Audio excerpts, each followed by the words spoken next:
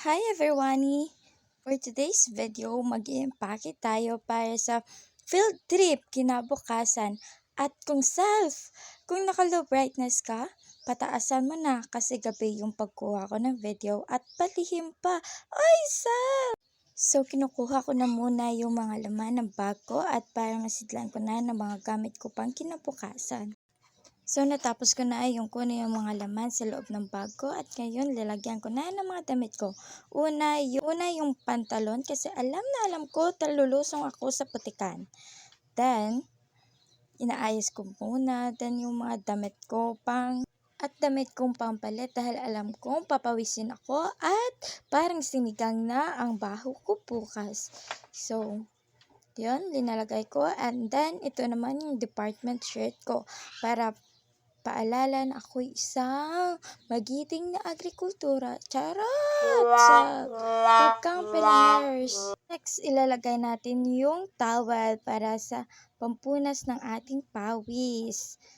Then, ilagay natin maigi at pagkatapos nun, yung handkerchief, para sa ating, sa pulakang BF, Sige, tupiin mo. Then, may bimple, may towel na, may handkerchief pa, may wipes pa.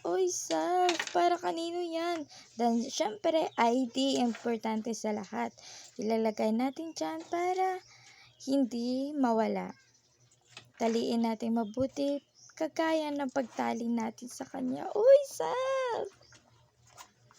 And then next, yung AirPods. Then, syempre, hindi mawawala yung cologne. Alam naman natin na papawisin tayo at shucks ang baho-baho natin. So, kailangan natin magpapango. At ang susunod, ballpen at notebook. Alam naman natin paano tayo makikinig at paano tayo makapag-take down notes kung wala tayong notebook at papel, diba? Dapat laging handa. O, diba? Nahihirapan ako sa paglagay dahil mas inuna ko yung mga damit ko kaysa sa mga pangangailangan sa paralan. Charot! Ano ba yung sinasabi ko? So, we're done. Okay na. Ready na bukas at pwede na tayong matulog. And good morning everyone! Heto na at paakyat na po kami sa aming limousines. At ito na yun.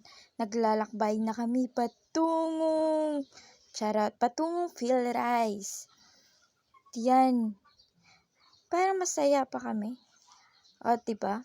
Sa tagal ng aming biyahe, ginutom na ako. So, sige. Lamon lang, Sab. Kaya yan.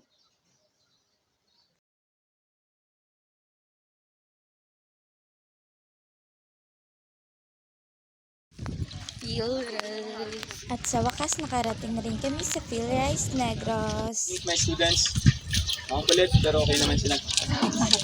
Hindi nag-aaral. Ha? Sir Ax, sa Chinese school lang kami nag-aaral pero hindi kami marunong mag-Mandarin. Sab, kayanin mo yan. Ka na lang talaga. So, babalik kami sa aming headquarters. Charot. So, nagtitipon-tipon muna kami para kumain kasi gutom kami. Kita mo naman yung kaibigan ko. Laman ng laman. Go, Brent. Pakyat. So, diba? And let me introduce to you our Professor Dr. Alvin Palanog. Charot! Graduated at UP Alvin, guys. Ang boundary, naman na daw, community, ang eucalyptus, tapos nakikita ka mo yung nadalan yung concrete, diba? Ama na daw ang alos boundary na ng San Phil Rice going to one of the cities here. Formerly, this is Hacienda Marañon, owned by the late Governor Alfredo Marañon, the Nanteguia. And when Phil Rice was looking for a branch station in Visayas, they opened. Hindi na natapos yung pag-video ko kasi na-excite na ako sa next adventure. Di mo alam putikan yung pupuntahan mo. Shucks. See, kita mo? At nagre-reklamo ka pang baho. At yan ang totoong buhay. Sasaba ka na sa una mong hamon. Charot! At ngayon, nakikita naman natin, tawa lang tayo ng tawa, pero inip na yung instructor sa akin dyan. Kasi ang tigas kong turuan. At syempre, ang tigas rin naman yung mga ano dyan. Ang ano dyan. O yan, nag-start ng umikot. At di bali, hindi ito masama sa isang first timer. So, kaya yang solve at yan, lumalakad na. At buti na lang, nauna nang anihin yung mga palay, hindi pa? Ay, shucks! Kawawa yung mga palay at kawawa tayong wala tayong kakainin. Uy, girl! Nasa baba yung aanihin, hindi sa itaas. Pero good na yan sa mga first time. At ito na yung sinasabi ko, buti na lang may extra pants ako. Dahil ito, sa kabila ng aesthetic, ito yung pupuntahan natin. Kapag agrikultura yung kurso mo, ay, wala mababatbat yung pagiging maarte mo. Kasi, for the grades ito, kaya go lang go!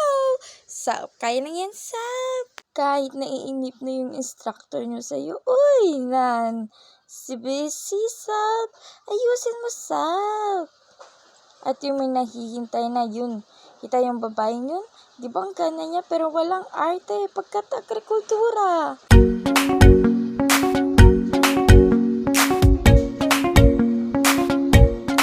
And the next is tractor. Ito na naman tayo.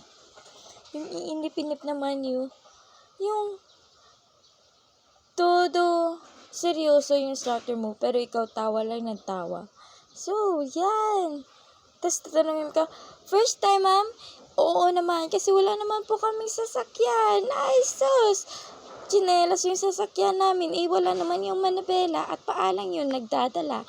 Ay, so go lang, Pero hayaan mo, pag nasira yan, sira rin yung grades mo.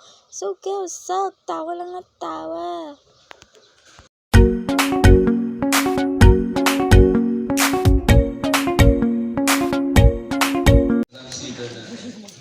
Ano ang advantages ng paggamit ng drum seeder? Accurate ang Linya. pag-spread sa seeds. Mabilis. Ano ba? Ano na lang pala? Flatbed dryer. Feedback flatbed dryer. And here we go, mga pagod na person. So, nakita natin yung mga mukhang pagod na pagod. Tas naiinitan pa. So, thank you guys for watching mo.